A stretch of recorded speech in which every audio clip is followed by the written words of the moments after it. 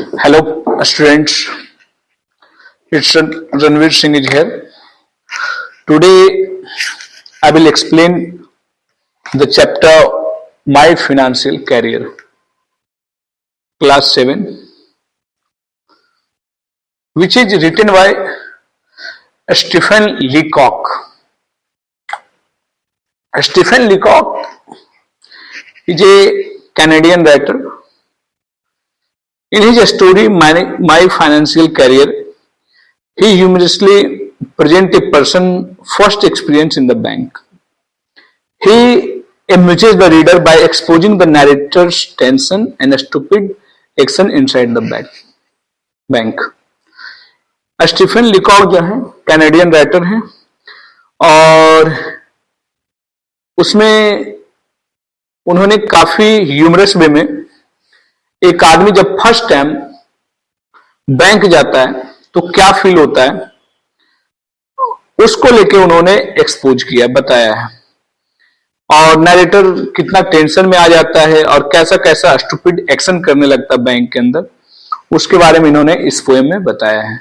A man goes to a bank, why do all the bank employ laugh when he leaves the bank. एक आदमी जो है bank जाता है लेकिन सारे एम्प्लॉय जो हैं क्यों उसके जाने के बाद हंसते हैं जब वो बैंक छोड़ के जाता है। The narrator's salary has been increased by $50 each month and he wants to deposit the extra money in the bank. When he enters the banks, the sight of the clerk and the buckets make him nervous. He does not understand what he is talking or doing. जब narrator का salary हर एक महीना $50 के हिसाब से बढ़ रहा है और वो सोचता है कि हर एक मंथ का जो एक्स्ट्रा पैसा है वो मैं बैंक में डिपॉजिट कर दूं। जब वो जाता है तो वहां सारे क्लर्क लोग को देखता है, देख के वो नर्वस हो जाता है। अब वो ये नहीं समझ पा रहा है कि हमें बात क्या करना और बोलना क्या है और करना क्या है। He asks a clerk if he can see the manager alone. वो एक क्लर्क के पास जाता है और कहता है कि क्या मैनेजर उससे अकेले मिल सकते हैं। Then at the side of manager he again asks if he can see him alone. और फिर मैनेजर के पास जाता है, वहां भी कहता है कि क्या आप alone मिल सकते हैं, अकेले मिल सकते हैं। The word alone alarms the manager who thinks that narrator is a detective. अब हर बार वो एलोन कह रहा है तो वो सोचता है कि ये जासूस आदमी है। But he has intended to keep all his money in the bank. Detective है और वह सारा पैसा जो है बैंक में, एक बड़ा अमाउंट बैंक में रखना चाहता है।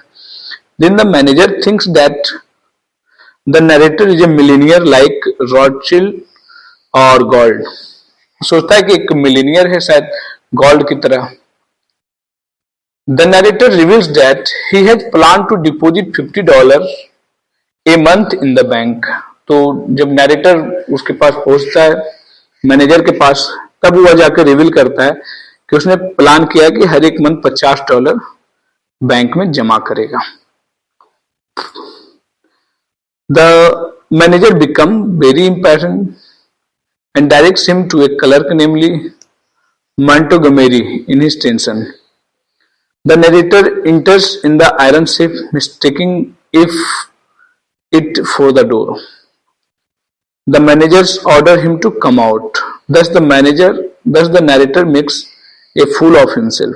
With difficulty, he deposits $56 in the bank. अब वह फिर बाहर निकलने लगता है तो बार बार गलती कर रहा है, टेंशन के मारे इधर जाना है, जाओ उधर रहा। अब जाना बाहर है, गेट समझ के वो जिधर तिजोरी है उधर जा रहा है। अब नरेटर जो है अपने आप को मूर्ख बना रहा है। वहां पे काफी डिफिकल्टी से वह जो है $56 वो बैंक में जमा करता है। And again after depositing then he wants to withdraw $6 of his present use. फिर से वो जब जमा कर देता है तो वह अब $6 फिर से निकालना चाहता है, अभी के यूज कर लिए। He takes the check and writes 56 instead of 6. अब वह उसको निकालना 6 है और 6 के बदले वह फिर से 56 लिख देता है, 56 लिख देता है. The clerk is surprised and asks if he really wants to withdraw the money he had deposited. अब जो वहां पे क्लर्क हैं वो सरप्राइज हो जाते हैं और वो पूछते हैं कि क्या आप जितना पैसा जमा किए हैं उतना पैसा निकालना चाहते हैं. To hide his foolish mistake, अपने गलती को छिपाने के लिए, अपने मूर्खता को छिपाने के लिए, the narrator pretends that somebody had insulted him in the bank. वो ऐसा बहाना बनाता है कि किसी ने बैंक में उसका इंसल्ट कर दिया. And he had decided to take away all his money back. और किसी ने उसका बेइज्जती कर दिया और इसीलिए वह डिसाइड कर रहा है कि जितना पैसा वो जमा किया सारा वो वापस निकालना चाह रहा है. He gets back the money and rushes out of the bank. वो अपना पैसा वापस लेता है और फटाक से बैंक से बाहर निकल जाता है. Everyone in the banks laugh at him. जब वो चला जाता है तो सभी लोग बैंक में उसके पीछे हंसने लगते हैं, उसका मजाक उड़ाने लगते हैं. Okay, thank you.